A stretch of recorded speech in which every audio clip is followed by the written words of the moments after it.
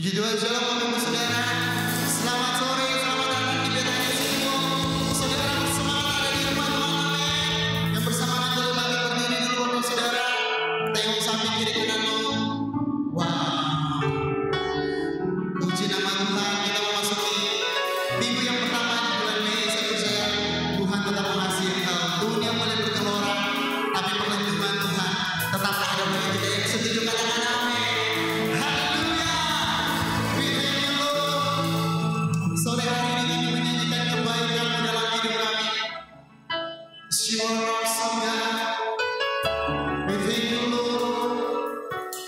We thank you Abba Father. We thank you Jesus. We thank you Holy Spirit. Engkau ada di tempat ini.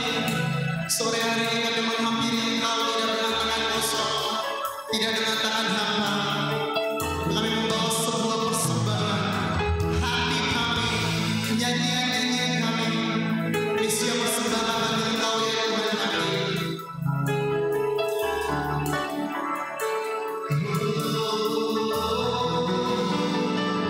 We thank you Jesus.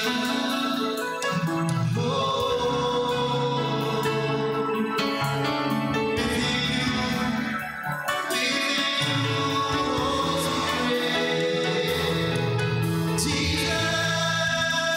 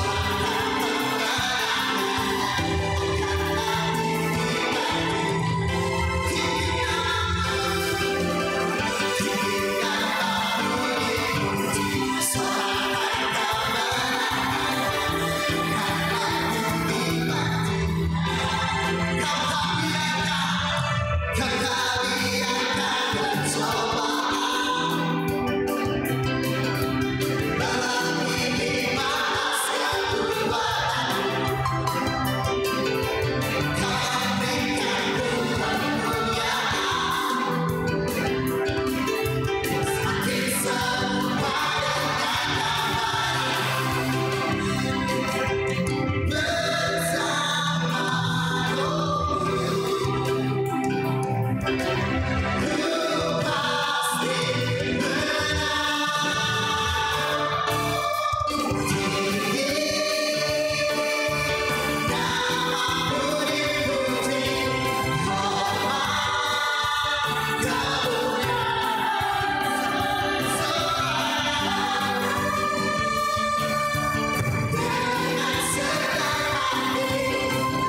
segala hati,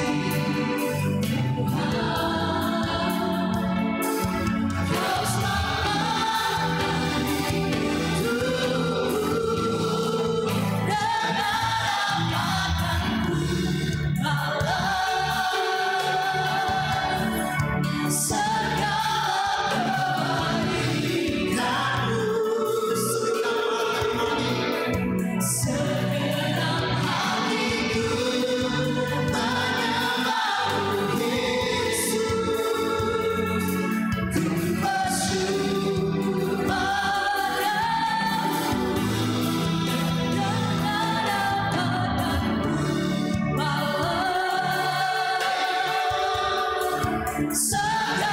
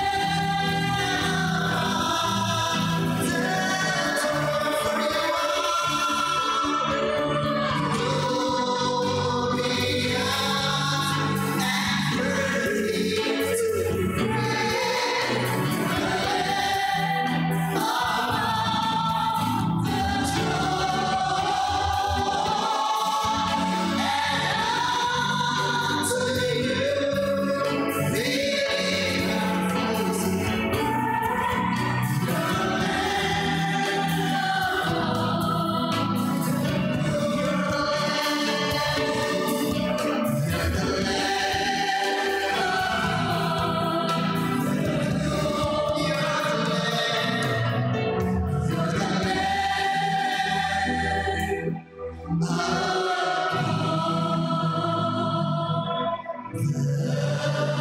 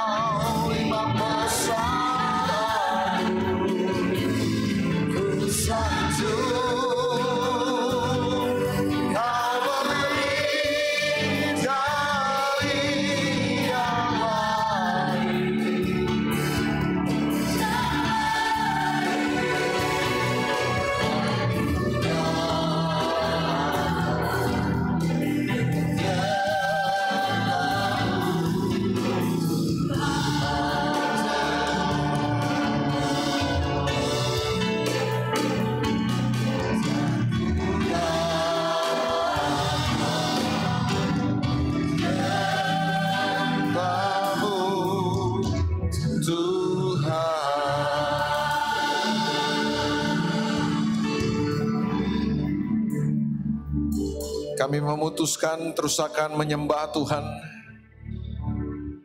dalam sepanjang kehidupan kami.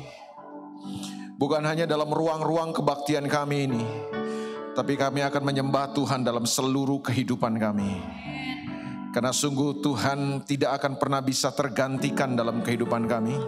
Engkau segala-galanya buat kami ya Tuhan. Dan kami ingin menyatakan kepadamu sore ini bahwa kami gak pernah bisa hidup tanpa Tuhan. Kami akan sia-sia tanpa Tuhan. Kami gak berarti apa-apa tanpa Tuhan. Semua yang kami bisa capai, semua yang kami miliki, semua yang kami bisa raih dalam kehidupan tanpa Tuhan, semuanya hanya sia-sia. Itu sebabnya kami datang dengan sebuah rasa haus. Kami datang bukan karena sebuah rutinitas. Kami datang bukan karena sebuah kebiasaan. Tapi kami datang karena kami butuh Tuhan. Kami perlu Tuhan.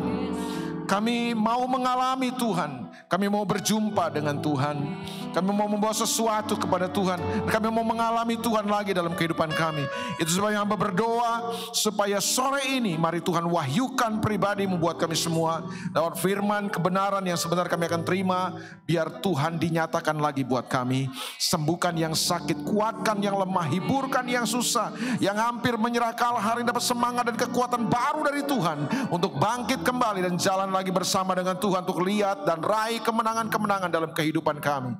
Langit bumi akan lenyap, tapi firman Tuhan tetap tinggal kekal untuk selama-lamanya. Urapilah kami semua. Bagi Tuhan segala kemuliaan dari sekarang sampai selama-lamanya. Demi nama Yesus kami berdoa dan bersyukur. Semua yang percaya sama-sama katakan amin. Haleluya. Silakan duduk saudaraku. Selamat sore, shalom. Apa kabar saudara? Oke ya, saya tahu saudara pakai masker susah ngomong ya. Oke, gak apa-apa. Terima kasih tentunya buat kesempatan yang diberikan untuk saya bisa hadir tempat ini lagi sore ini dan bisa sharing sesuatu dari kebenaran firman Tuhan. Perkenalkan, nama saya Elia Makaraung, saya melayani Tuhan di Jakarta. Saya datang dengan istri saya dan juga rekan-rekan saya dari, saudara-saudara saya dari Jakarta, ada Pak Yos, Ibu Vera. Ada beberapa kegiatan yang kami kerjakan, itu sebabnya kami ada di tempat ini. Dan tadi pagi saya sudah bicara di tempat ini tentang, saya sharing tentang bagaimana gini, kita perlu menangkap sesuatu dari Tuhan, menangkap hal-hal yang penting sebenarnya daripada semua situasi, keadaan-keadaan yang kita sedang hadapi hari-hari ini. Bahwa saya meyakini semua situasi ini udah setahun lebih ini kan kita ngalami yang kayak begini ya. Situasi semakin hari semakin sulit, semakin tidak menentu, tidak pernah ada kepastian. Itu yang membuat banyak orang semakin frustasi menghadapi segala sesuatunya. Dulu katanya ya mungkin diprediksi cuma setahun aja pandemi ini. Dan kita berharap ketika vaksin sudah mulai ada, semuanya akan berubah. Tapi ternyata tidak ada satu orang pun yang, sampai hari ini ya, tidak ada satu orang pun yang bisa menjamin semua situasi ini kapan berakhir. Mungkin pertanyaan-pertanyaan banyak dalam kehidupan kita. Kapan semuanya ini selesai? Kapan semuanya berakhir? Kapan semuanya kita bisa kembali seperti sedia kala lagi? Pertanyaan-pertanyaan itu mungkin bermunculan dari kehidupan kita. Nah, ini yang kita coba dalam kesempatan sore ini untuk lihat bersama-sama bahwa apa sih sebenarnya yang Tuhan ingin dapatkan atau apa yang Tuhan ingin temukan dalam semua kehidupan kita lewat semua situasi ini. Nah, tadi pagi saya bilang bahwa yang paling penting adalah menemukan apa yang sebenarnya Tuhan mau buat kita. Jadi menemukan kehendak Tuhan, menemukan maksud-maksud dan tujuan-tujuan ilahi dalam kehidupan kita di tengah-tengah situasi ini jauh lebih penting daripada sekedar kita melihat semua situasi keadaan ini dan kemudian kita bertanya-tanya dalam kehidupan kita yang tidak ada satu orang pun yang bisa menjawabnya. Nah, saya melihat bahwa di dalam firman Tuhan, khususnya dalam satu kitab dalam perjanjian lama, ini yang saya mau bahas. Saya berharap dalam waktu 25 menit sampai 30 menit ke depan ini kita akan belajar sama-sama tentang satu kitab ini. Nah, kalau kita belajar kitab ini, mungkin situasinya kurang lebih hampir sama dengan apa yang kita hadapi hari-hari ini. Sudah pernah mendengar satu kitab yang namanya Habakuk? Pernah baca nggak? Oke, nggak apa-apa. saudara tetap masuk sorga kalau percaya Yesus. Ya, ini kitab ada di Alkitab.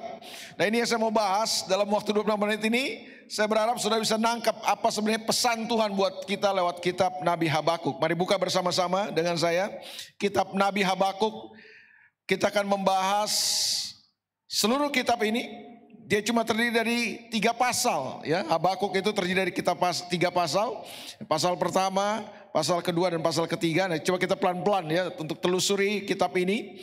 Habakuk pasal yang pertama. Kita mulai dari Habakuk pasal yang pertama. Nah, sebelum kita membaca ayat 2 sampai ayat yang keempat, saya mau memberi background atau memberi konteks daripada kitab Nabi Habakuk. Kitab Nabi Habakuk tentu ditulis oleh seorang yang bernama Habakuk. Nah, Habakuk ini punya arti nama Habakuk sendiri punya arti nama pelukan kasih. Itu nama Habakuk. Jadi Habakuk punya arti pelukan kasih. Habakuk melayani di zaman kurang lebih gini, menjelang bangsa Yehuda, kerajaan Yehuda akan ditumpas, akan dihancurkan, dan kemudian beberapa orang kemudian dibuang ke Babel. Jadi ini kitab ditulis oleh seorang nabi yang dipakai Tuhan untuk melayani umat Tuhan menjelang keruntuhan daripada kerajaan Yehuda. Saudara mungkin sama-sama tahu kalau sudah belajar Alkitab, kerajaan Israel tadinya satu. Terdiri dari 12 suku kan kerajaan Israel itu. Tapi setelah era Salomo, anaknya Daud. Nah, setelah Salomo, Tuhan hancurkan kerajaan ini. Jadi di era zaman anaknya Salomo yang bernama Rehabeam, kemudian kerajaan Israel terpecah menjadi 2. Yaitu kerajaan Israel, kerajaan utara, sering disebut kerajaan utara dengan 10 suku. Dan kerajaan Yehuda terdiri dari 2 suku. Ini cuma informasi aja supaya saudara bisa mengikuti apa yang saya mau sampaikan kepada saudara. Jadi kerajaan Israel terpecah menjadi 2. Kerajaan Israel ibu kotanya Samaria, kerajaan Yehuda ibu kotanya Yerusalem. Jadi kerajaan Israel terpecah. Nah, Nabi Habakuk itu melayani di zaman Raja Yoyakim memerintah bangsa Yehuda, kerajaan Yehuda. Nah, waktu itu apa yang terjadi? Keadaan begitu sulit sekali. Sampai akhirnya gini, yang terjadi adalah Raja Yoyakim ini supaya bisa terhindar daripada kesadisan atau kejahatan daripada seorang raja yang berkuasa waktu itu dari kerajaan Babel yang sangat terkenal. Jadi zaman itu kerajaan Babilonia sedang menguasai, sedang begitu kuat-kuatnya. Nah, kerajaan Babel ini dipimpin oleh seorang raja yang terkenal sekali namanya Nebukadnezar.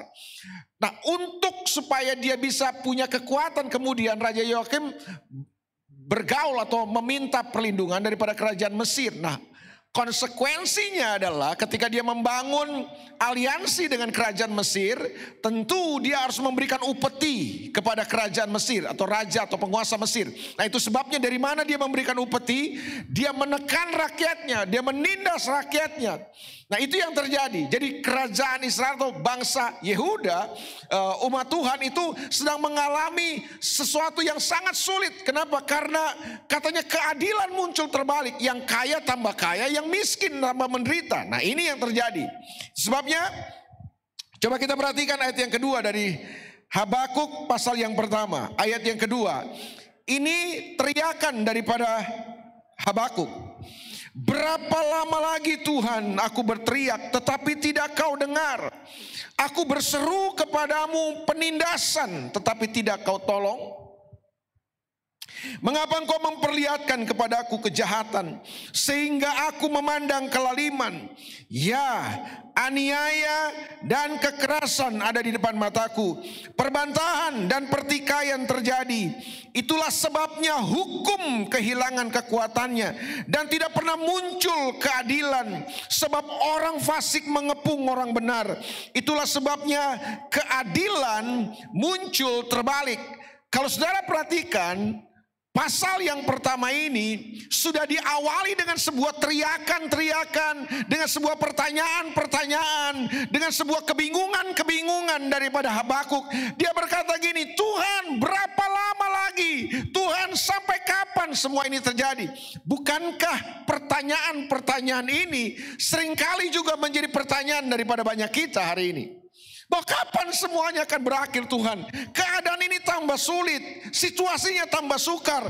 kapan semuanya ini selesai? Kita seringkali berteriak seperti itu kan. Seperti Habakuk berteriak. Jadi ini teriakan Habakuk juga merupakan teriakan-teriakan kita pada saat-saat ini kan.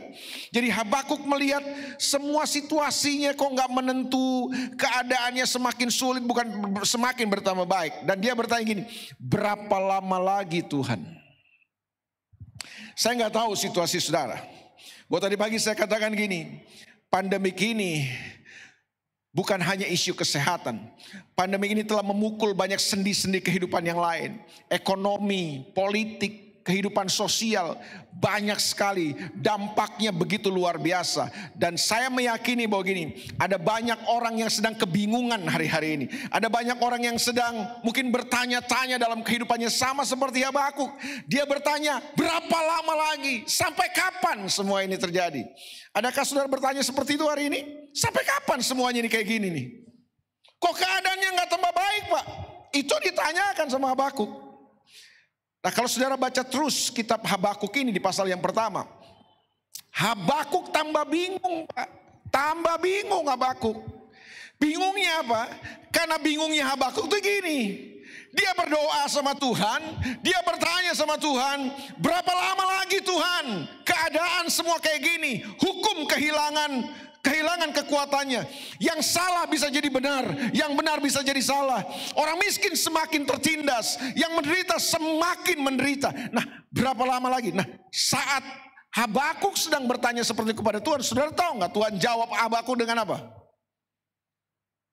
Tuhan jawab kepada Nabi Habakuk, teriakan Nabi Habakuk ini dijawab Tuhan dengan Tuhan mengirim Raja Nebukadnezar.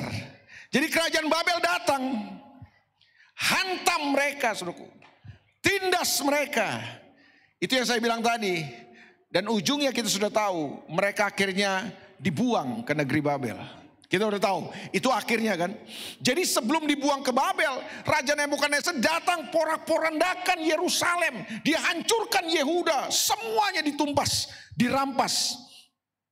Itu jawaban Tuhan. Makanya dia semakin bingung, Habakuk tambah bingung nih. Loh, saya tanya sama Tuhan, kenapa Tuhan kayaknya kok berdiam diri melihat semua situasi ini? Kok Tuhan gak bikin apa-apa sih gitu.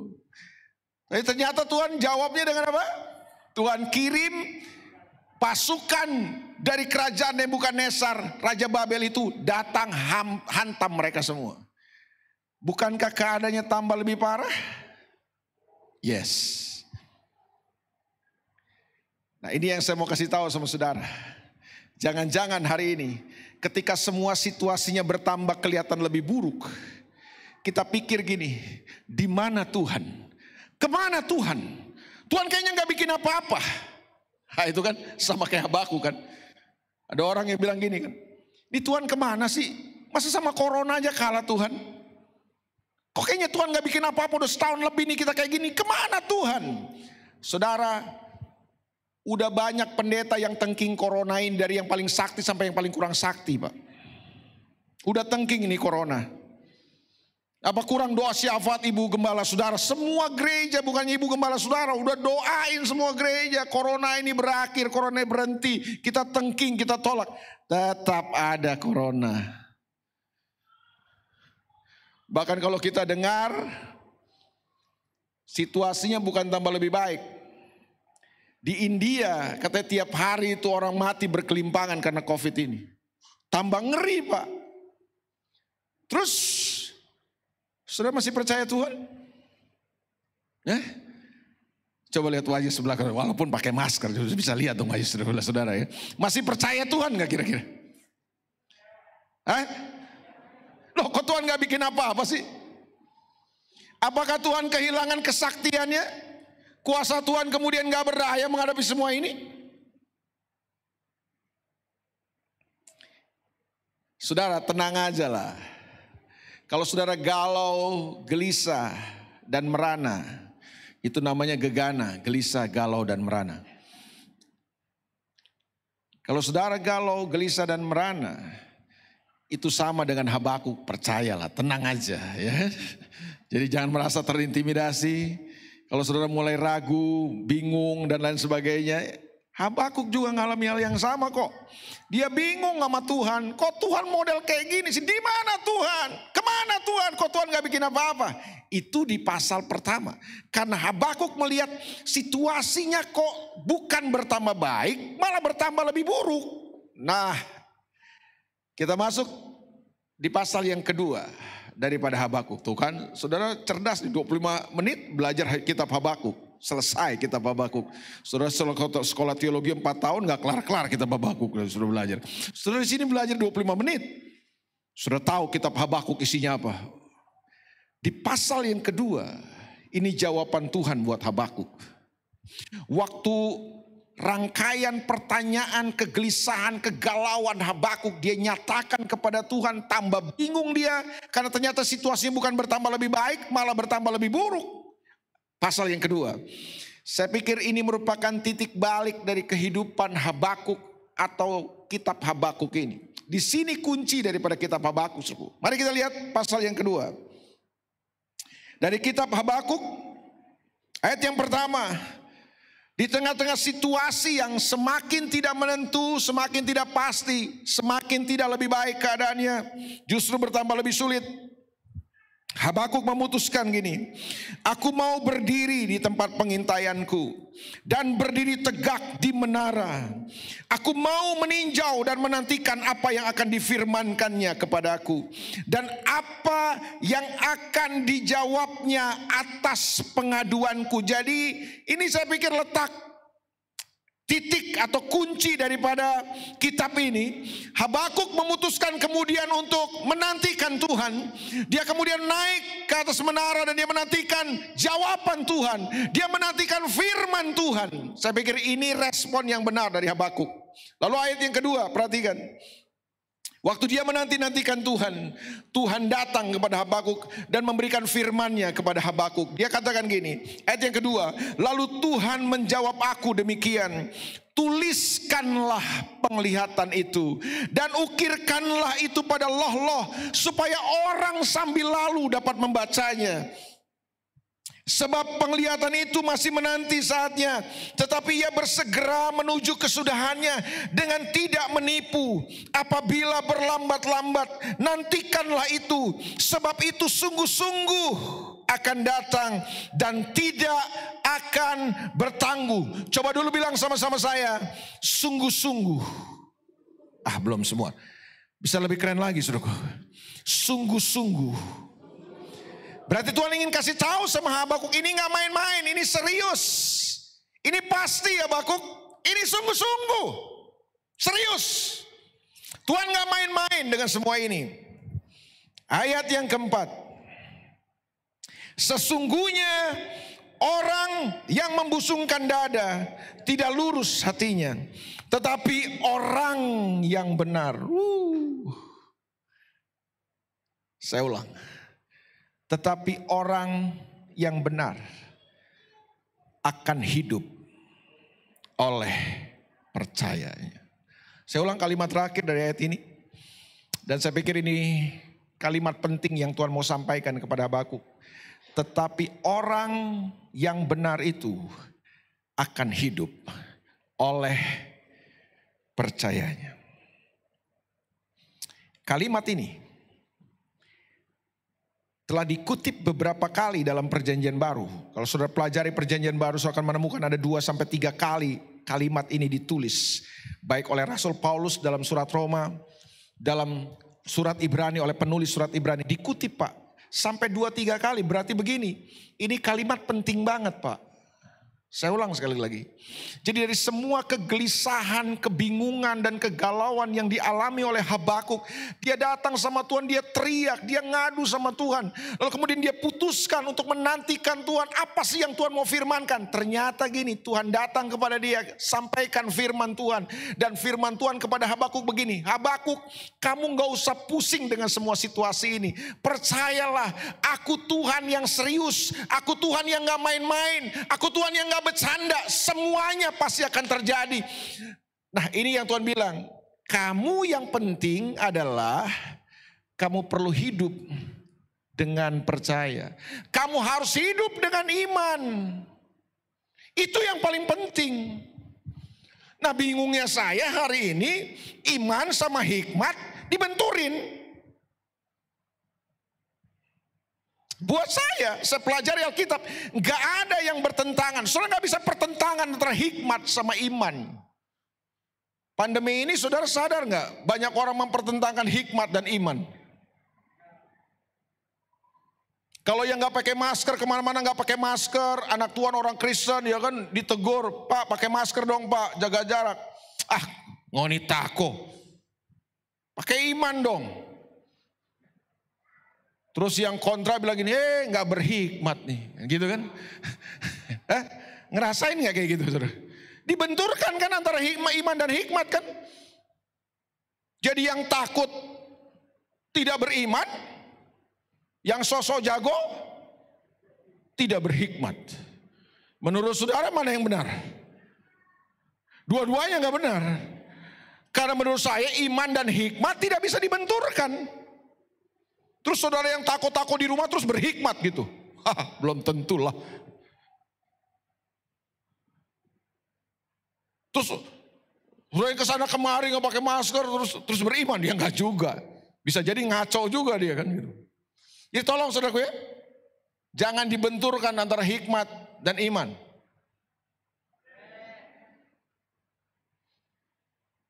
Orang yang beriman pasti berhikmat bos. Orang yang berhikmat, hikmat Tuhan ya, bukan hikmat dunia ini. Orang yang punya hikmat Tuhan, dia pasti beriman. Saya mau jelaskan ini saudara. Makanya Tuhan bilang gini, Habakuk, kalau kamu hidup cuma berdasarkan apa yang kamu lihat, cuma berdasarkan apa yang kamu pandang dengan mata kamu, apa yang kamu bisa lihat dari situasi dan keadaan kamu pasti akan tersapu, kamu kebingungan, kamu putus asa, kamu gak punya pengharapan. Itulah kamu. Nah yang bagus, yang paling penting adalah kamu orang benar. Kamu harusnya hidup bukan dengan apa yang kamu lihat, kamu harus hidup dengan iman, dengan percaya. Dengan kata lain, istilah kerennya, Tuhan mau kasih tahu sama Habakuk ini, Habakuk, live by faith, not by sight. Hidup karena iman, hiduplah oleh iman, bukan dengan melihat. Karena kalau kamu lihat semua situasi ini, kamu akan tersapu olehnya. Kamu akan mengalami kebingungan yang luar biasa. Hiduplah dengan iman, hiduplah dengan percaya. Karena orang benar akan hidup oleh imannya. Kamu gak usah urusin itu Nebukadnezar. Kamu bingung kan kenapa Nebukadnezar datang untuk hantam kamu semua. Dia sombong, satu saat aku akan berurusan dengan orang yang sombong. Nanti kamu akan lihat orang-orang yang sombong memusuhkan dada mereka akan tersapu habis semuanya. Tapi kamu hiduplah oleh iman. Live by faith, not by sight. Percaya apa Pak? Hidup oleh percaya itu hidup yang seperti apa? Percaya apa? Kalau saya tanya sama saudara kan gini kan. Bapak Ibu, apakah saudara percaya kepada Yesus, kepada Tuhan? Jawabannya apa? Percaya Pak, masa gak percaya sih? Kalau saya gak percaya, saya gak ada di gereja Pak. Saya ada di luar gereja dong. Karena saya percaya, maka saya ada di gereja. Yang saya maksud bukan itu. Orang yang benar akan hidup oleh percayanya. Nah percaya apa? Bukan sekedar percaya Tuhan, bukan sekedar percaya Yesus. Tapi percaya di sini maksudnya apa? Nah, ini dia. Ini yang saya mau bagikan kepada saudara. Percaya bahwa di tengah semua situasi kehidupan yang paling buruk sekalipun, bisakah kita tetap mempercayai bahwa Tuhan adalah Tuhan yang pegang kendali atas kehidupan kita? Hah? Bisa nggak? Di tengah-tengah semua situasi yang gak karu-karuan ini, bisa gak kita tetap mempercayai bahwa gini, Tuhan tidak pernah kehilangan kontrol hidup kita. Dia tetap Tuhan yang akan kontrol hidup kita. Dia tetap Tuhan yang pegang kendali segala sesuatu. Dia tetap Tuhan yang berdaulat atas hidup saudara dan saya. Masih percaya kan saudara? Tapi kelihatannya semua serba sulit Pak, tambah buruk Pak. Di mana Tuhan? Kemana Tuhan? Kok Tuhan gak bikin apa-apa? Tenang bos. Tuhan tetap Tuhan yang pegang kendali kehidupan kita. Jangan saudara pikir dengan semua situasi yang terjadi Tuhan gak bikin apa-apa. Dia sedang bekerja. Dia sedang melakukan sesuatu buat saudara dan saya. Kelihatannya mungkin bertambah buruk, tapi percayalah Tuhan gak pernah kehilangan kontrol dalam hidup kita. Itu sebabnya gini, jangan besar-besarin corona, Pak. Kita bahas terus, kita bicarakan terus, bahkan kita takut-takutin orang. Kayaknya corona jauh lebih hebat dari Tuhan kita. Enggak lah. Tuhan tetap pegang kendali atas segala sesuatu. Saya tetap mempercayai hasil akhir bukan milik corona. Hasil akhir adalah milik Yesus Kristus Tuhan. Anak domba Allah yang duduk di atas tahta. Saudara tahu apa arti corona? Corona artinya mahkota. Jangan kasih mahkota sama corona. Karena itulah yang dia mau. Mahkota harus tetap kita kasih kepada Yesus Kristus Tuhan. Anak domba Allah. Amin? Iya dong. Saya pikir Tuhan kebingungan. Saudara yang bingung. Pemerintah yang bingung hadapi corona. Tuhan tidak pernah bingung dengan corona ini. Percayalah. Masih bisa mempercayai? Nggak gampang. Ternyata saya belum belajar. Nggak gampang, Pak. Waktu saudara melihat semua situasinya bertambah lebih baik, tambah menyenangkan buat saudara, semuanya jadi lancar, semuanya jadi makmur, semuanya jadi berhasil, semuanya jadi indah buat kita. Gampang mempercayai Tuhan, Pak. Tapi waktu semua situasi yang kita hadapi kelihatan bertambah buruk, bertambah berat, ternyata tidak mudah untuk mempercayai bahwa Tuhan kita adalah Tuhan yang tetap pegang kendali atas segala sesuatu. Boleh saya beritahu, pendeta bisa bingung, pemerintah bisa bingung, saudara dan saya bisa bingung hadapi semua situasi ini. Tuhan gak pernah kebingungan terhadap situasi ini. Tetapkah saudara bisa mempercayai Tuhan hari ini? Itu dia. Yang kedua, mempercayai apa, Pak? Mempercayai bahwa gini, Tuhan adalah Tuhan yang tidak akan pernah terlambat. Dia Tuhan yang bergerak dengan waktunya dan di dalam waktunya. Bukan waktu saudara, bukan waktu saya, tapi dalam waktu Tuhan. Makanya dia katakan sama Habakuk, tenang aja Habakuk. Semua yang kamu lihat ini, semuanya pasti, semuanya akan berubah. Aku sedang bekerja dan itu tidak akan bertangguh kata Tuhan. Semua akan terjadi tepat pada waktunya. Saya nggak tahu situasi saudara hari ini apa. Tapi percayalah gini, bahwa Tuhan kita adalah Tuhan yang selalu bergerak dan bekerja dalam waktunya. Bukan waktu saudara, tapi waktunya Tuhan. Dan dalam waktunya Tuhan, dia akan kerjakan semuanya menjadi indah buat kita. Nah, bisa nggak kita tetap mempercayai kayak gitu? Itu gak gampang ternyata. Kita maunya kan buru-buru aja kan. Kita teriak, kita doa. Kalau bisa begitu kita amin, semuanya berubah. Oh enggak, itu saudara. Tuhan gak begitu.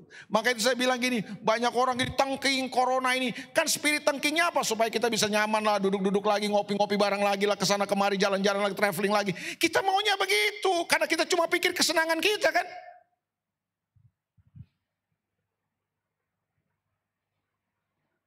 Tuhan bekerja dengan waktunya. Makanya udah pendeta manapun sakti mandraguna tangking ini corona tetap ada. Karena gini, Tuhan bergerak bukan dasar tangkingan pendeta, bukan. Tuhan bergerak dalam waktunya, amin.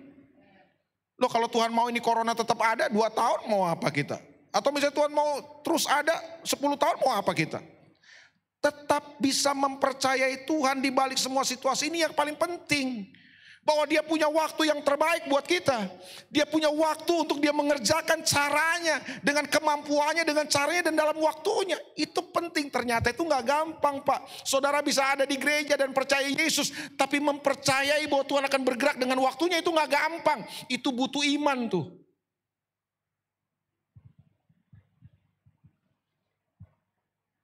Dan yang ketiga yang terakhir.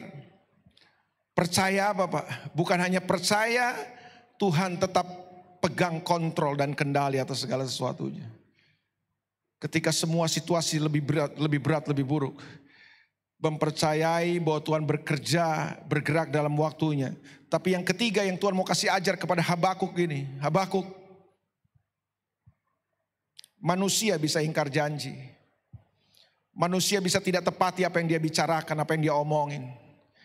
Ada banyak manusia mungkin yang gak bisa memenuhi janjinya.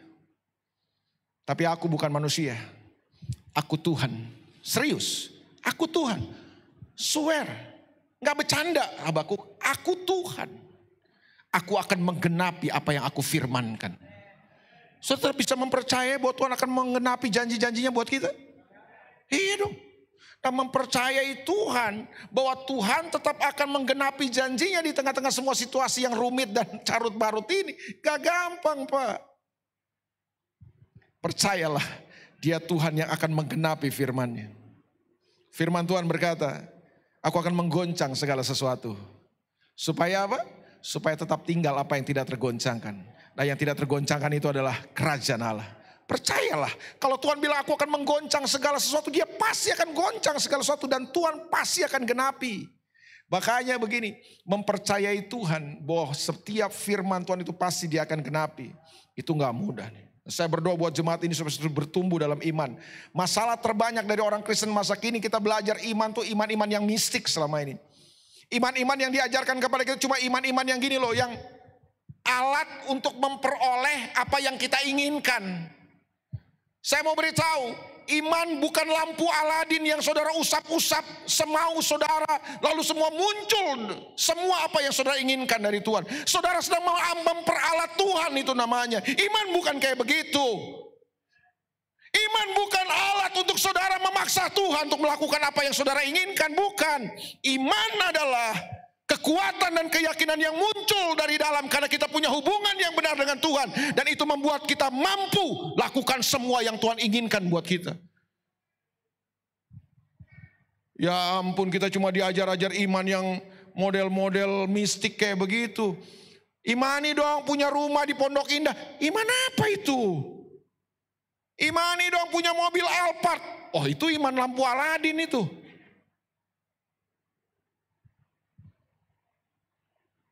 Terus saudara main amin-amin aja. Blow on kita. Amin, amin. Kan jemaat senang kayak begitu kan, diajarin ada yang kayak begitu. Tapi khotbah-khotbah kayak ini hampir gak disukai nih. Imani. Kau akan punya tanah berapa hektar di Manado. Amin.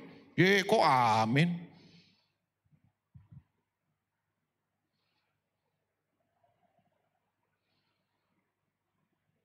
Wajah saudara mulai gak suka nih kayaknya nih. Gak apa-apa, saya mau sampaikan ini. Habis ini saya pulang kok.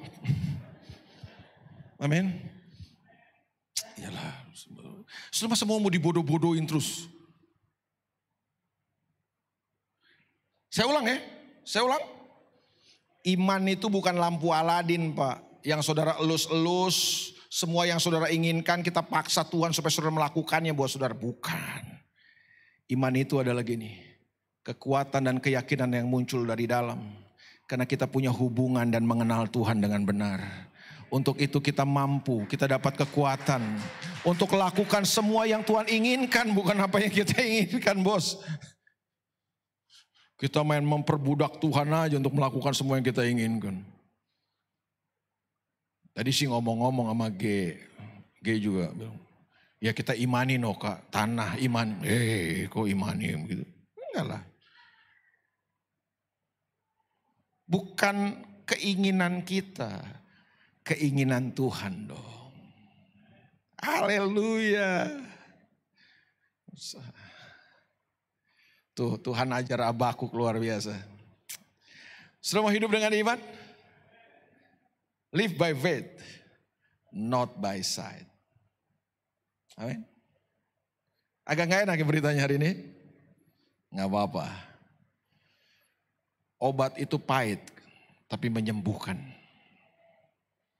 Itu yang saya bilang seringkali saya tulis di status medsos saya. Banyak orang sayangnya hari ini lebih senang dibuai oleh kebohongan-kebohongan daripada ditikam oleh kebenaran. Sadap. Saya ulang ya. Kadang-kadang kebenaran itu datang menikam kita Pak. Dan seringkali kebohongan datang seperti membuai kita.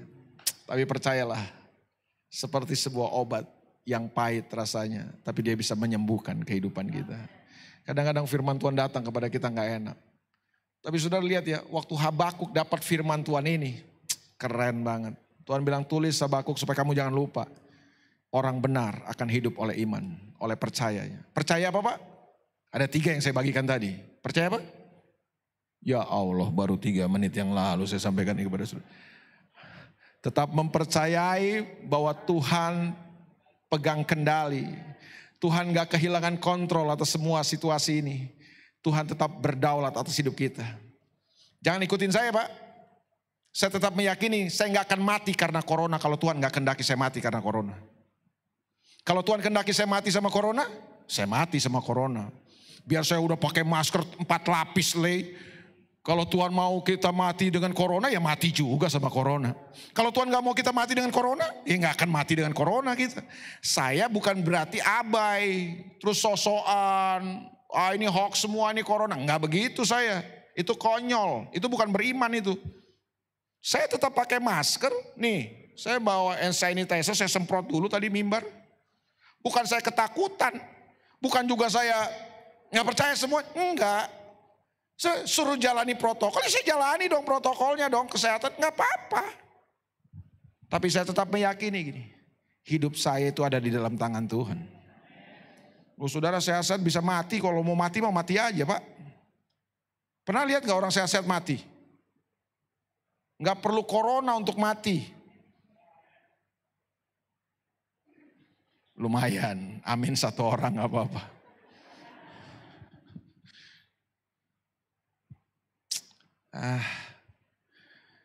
Kalau saudara semakin mengenal Tuhan tuh saudara semakin gini loh. Saudara belajar Alkitab saudara akan ngerti bahwa hidup sama mati itu di Alkitab itu sama kualitasnya. Makanya Paulus berkata hidup bagiku Kristus, mati adalah keuntungan. Amin. Kurang amin kayak gini. Saya tetap percaya bahwa gini, Tuhan yang kendalikan hidup saya.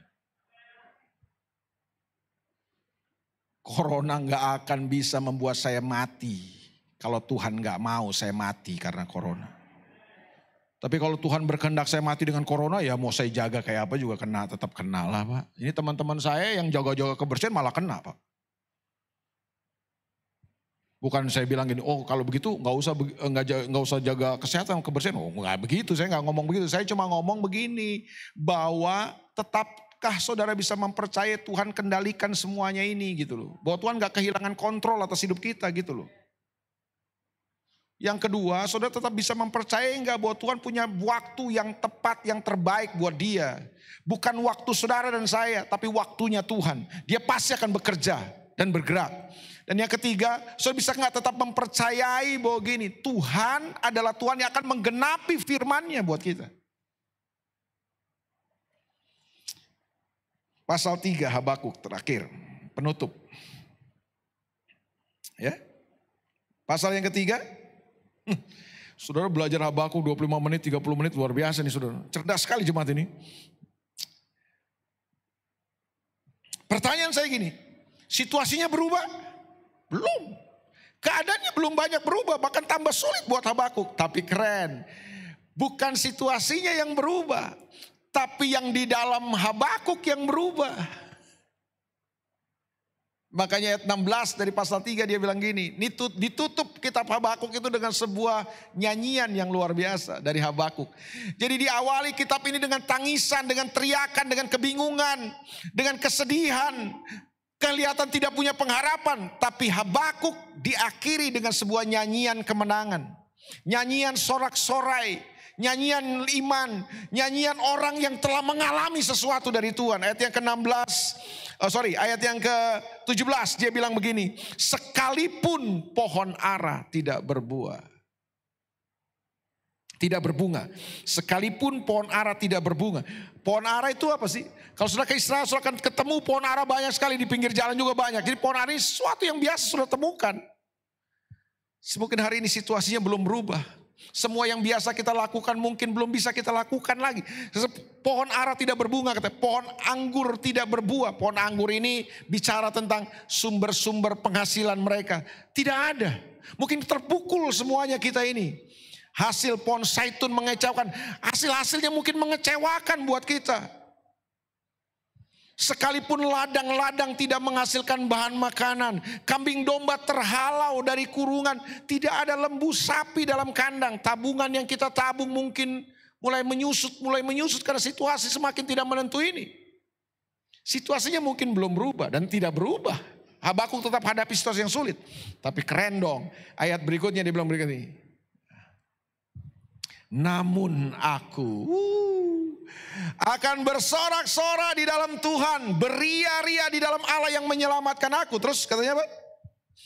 Allah Tuhanku itu kekuatanku. Ia membuat kakiku seperti kaki rusa. Ia membiarkan aku berjejak di bukit-bukitku. Bukan rusa di Istana Bogor, Pak. Ini rusa pegunungan ini. Nanti saudara cari di YouTube. Cari saudaraku, rusa gunung. Bagaimana cara rusa gunung ini hidup, bertahan, survive. Waduh, medannya gak gampang, Pak. Itu bukit-bukit yang terjal, bukit-bukit batu, dia bisa berjejak, dia bisa lompat. Nah, Habakuk bilang gini, situasinya belum berubah. Tapi Tuhan telah membuat kakiku seperti kaki rusa. Saya nggak tahu bukit-bukit masalah persoalan apa yang saudara hadapi, tapi percayalah kalau Tuhan adalah kekuatan saudara. Saudara hidup dengan percaya, saudara bukan karena melihat. Live by faith, not by sight. Saudara akan menjejaki semua situasi saudara. Saudara akan berjejak di atas semua persoalan-persoalan saudara. Dan saudara akan tetap keluar sebagai pemenang dalam kehidupan. Live by faith, not by sight. Hiduplah dengan percaya, bukan karena melihat. Belajarlah melihat sesuatu yang tidak terlihat. Karena itu jauh lebih penting. Saya berdoa buat jemaat ini. Sesuatu terus bertumbuh dalam iman saudara. Hadapi semua situasi ini. Kita hadapi dengan percaya, dengan iman. Dengarkan statement saya terakhir. Iman yang sejati bisa memindahkan gunung dalam kehidupan saudara. Tapi kadang-kadang gini. Iman yang sejati tidak memindahkan gunung. Tapi iman yang sejati membuat saudara bisa mendaki semua gunung. Saya nggak tahu hari ini. Mungkin Tuhan nggak ingin kita pindahkan gunung ini. Tapi Tuhan ingin dengan iman kita mendaki semua ini. Dan kita akan jadi pemenang. Iman sejati dapat meneduhkan badai. Tapi ada saatnya dengan iman yang sejati, badai mungkin tidak teduh. Tapi kita bisa terobosi semua badai kita. Dan kita akan keluar sebagai pemenang. Selamat bertumbuh dalam iman. Selamat hidup dengan iman, bukan dengan melihat. God bless you. Tuhan berkati saudara. Boleh kita bangkit berdiri sama-sama? Renungkan firman Tuhan. Apapun situasi saudara hari ini, belajarlah dari Habakuk. Mungkin ada kegalauan, ada tangisan. Ada kebingungan. Sebiar hari ini dengar firman Tuhan ini. Saudara putuskan, orang benar akan hidup oleh iman. Mari sama-sama angkat hati saudara sama Tuhan. Hatiku percaya,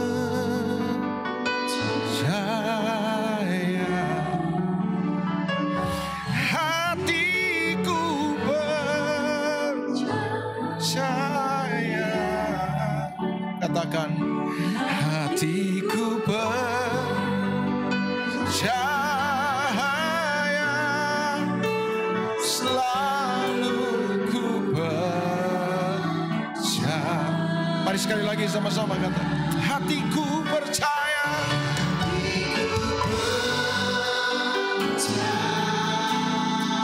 Oh, hatiku percaya.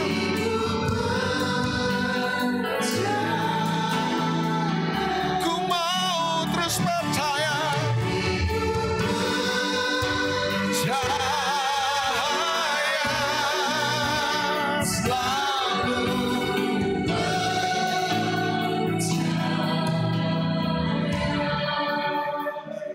Saat ku tak melihat jalan, saat ku tak melihat jalanmu, saat ku tak mengerti rencanamu, namun tetap pegang janji. Yes. Pengharapanku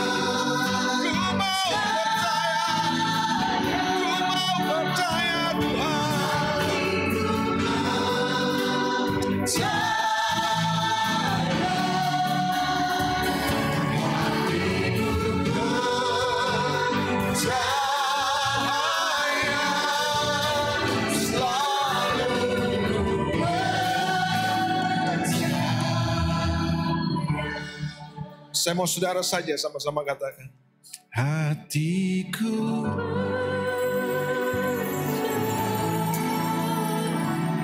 nyanyi dengan imanmu.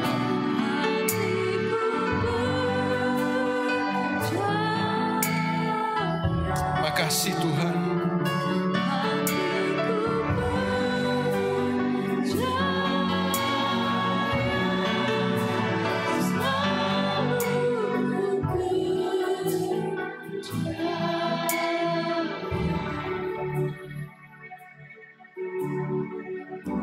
Tuhan lihat umat-Mu hari ini. Di tempat mereka berdiri hari ini, mereka berseru sama Tuhan. Enggak mudah, enggak gampang untuk lewati semua situasi ini. Tapi kami memutuskan sore ini, live by faith, not by sight.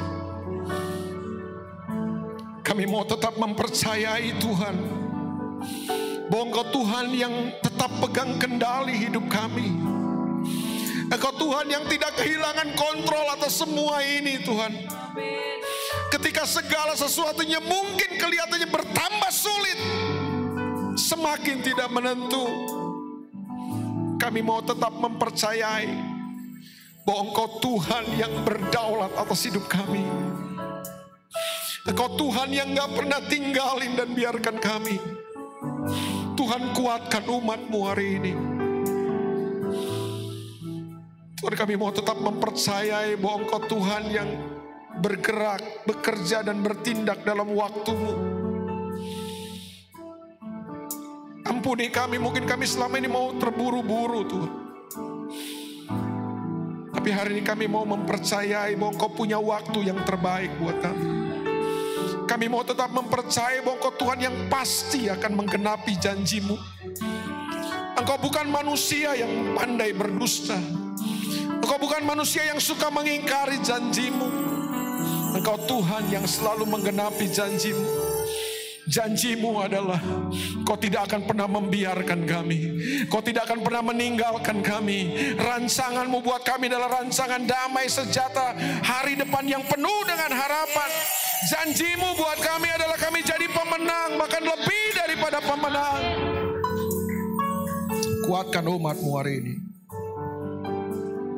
Hamba-Mu terbatas, tapi Tuhan tidak terbatas. Berkati umat-Mu, meteraikan firman-Mu hari ini. Hatiku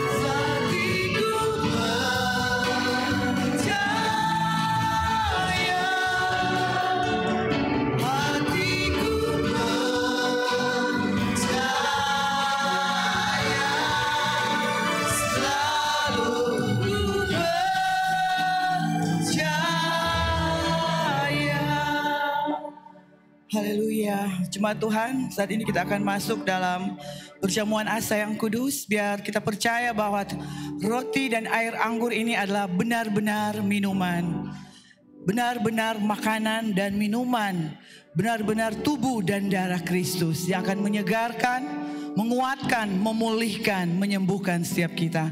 Ada pemahaman yang baru, kita percaya ketika firman dilepaskan, kuasa firman melawat setiap kita pribadi ya. Ada suatu pengertian rema yang luar biasa dari Tuhan. Apakah ada jemaat yang belum mendapatkan roti dan air anggur? Ada? Sudah semuanya?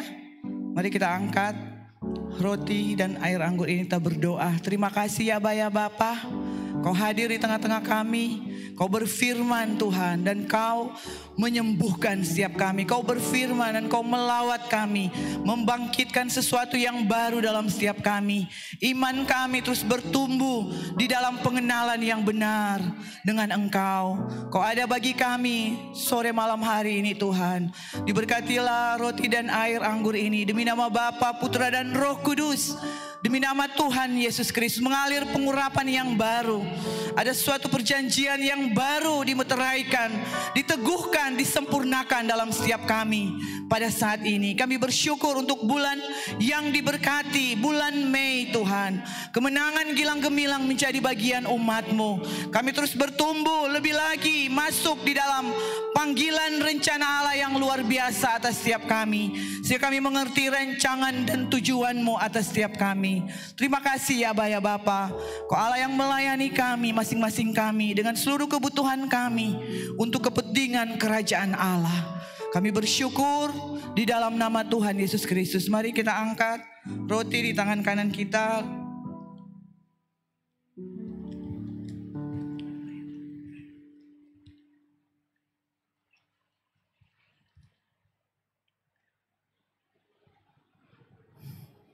Dan kita dengarkan kebenaran firman. Sebab apa yang telah kuteruskan kepadamu telah aku terima dari Tuhan, yaitu bahwa Tuhan Yesus pada malam waktu ia diserahkan mengambil roti, dan sesudah itu ia mengucap syukur atasnya. Ia memecah-mecahkannya dan berkata, inilah tubuhku yang diserahkan bagi kamu. Perbuatlah ini menjadi peringatan akan aku. Bukankah roti di tangan kanan kita adalah persekutuan kita dengan tubuh Kristus? Amin. Mari kita makan dengan iman dalam nama Yesus.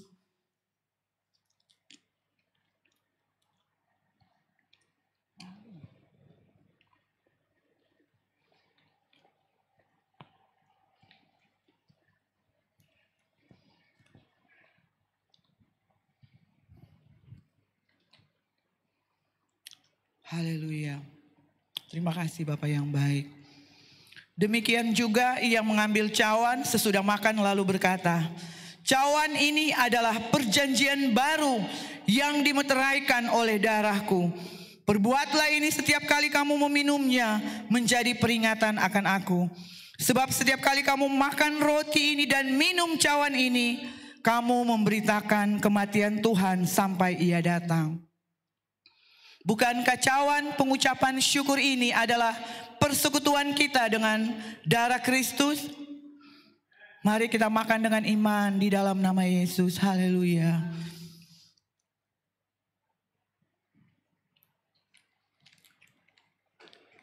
Terima kasih Bapa yang baik. Kami bersyukur. Terima kasih Tuhan. Tidak ada kata selain kami bilang terima kasih Aba ya Bapa. Kami bersyukur untuk kehidupan yang Tuhan percayakan. Sampai hari ini semua ada dalam kendali dan kontrol Tuhan. Kami mempercayai kedaulatan Tuhan atas setiap apa yang terjadi. Karena kami tahu Tuhan Allah kami Allah yang setia. Tidak pernah membiarkan dan meninggalkan kami. Bapa yang baik, Bapa yang membela setiap kami. Bagian kami Tuhan, kami lakukan bagian kami. Dan Tuhan menyempurnakan bagian Tuhan dalam setiap hidup kami. Kalau kami ada sampai hari ini Tuhan, berarti Tuhan berikan kami kesempatan untuk kami hidup dalam rencana dan tujuan Tuhan. Kami bersyukur untuk hikmat, pengertian, pengetahuan rema, kebenaran kuasa firman yang dilepaskan. Kami dan sesi keluarga rumah tangga kami mengalami lawatan Tuhan. Terima kasih Bapak. Kami terus mengangkat tangan memberkati kota dan daerah kami diberkati. Tanah yang subur, tanah yang diberkati. Di mana umat-Mu bekerja, kami mendapatkan kekuatan untuk meraih dan mengelola kekayaan yang Tuhan berikan. Berkati orang tua kami Tuhan, kesehatan, penghiburan, sukacita menjadi bagian kami. Dan kami melihat anak keturunan kami, anak-anak kami, orang yang terus bertumbuh, sehat, pintar, cerdas. dan mereka terus menggenapi rencana Tuhan di generasi mereka. Kami bersyukur Tuhan, biar kerajaan-Mu ada di tengah-tengah kami. Kerajaan Allah berkuasa memerintah atas seluruh hidup kami, sehingga hanya kehendak dan rencana Tuhan yang digenapi atas kami. Kami bersyukur, kami bawa pulang berkat yang baru. Kami terlalu yakin Tuhan, semua yang terbaik Tuhan sudah lepaskan bagi kami di bulan ini. Bulan pengucapan syukur, kemenangan gilang gemilang kami alami dengan Tuhan. Terima kasih, kami pulang dengan membawa sesuatu yang baru. Kami buka hati, tadakan tangan, dan kami terima berkat Tuhan. Sepanjang minggu berjalan Tuhan, setiap hari, setiap waktu kami mengalami Tuhan, kami mengalami kehadiran Tuhan, dan kami ada di dalam pelayanan yang Tuhan percayakan. Karena kami tahu apapun aktivitas pekerjaan kami adalah pelayanan kami, dan itu adalah penyembahan kami di hadapan Tuhan.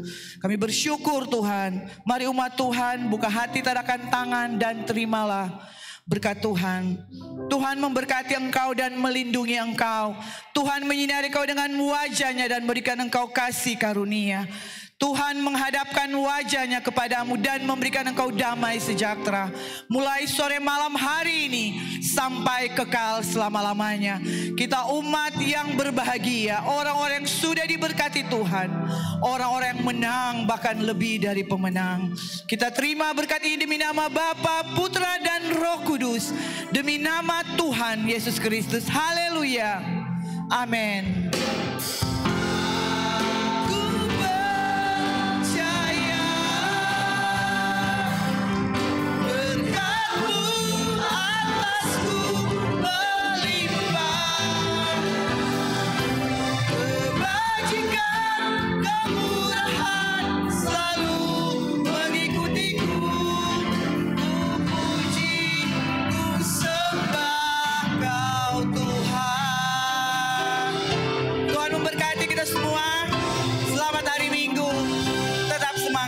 Tuhan.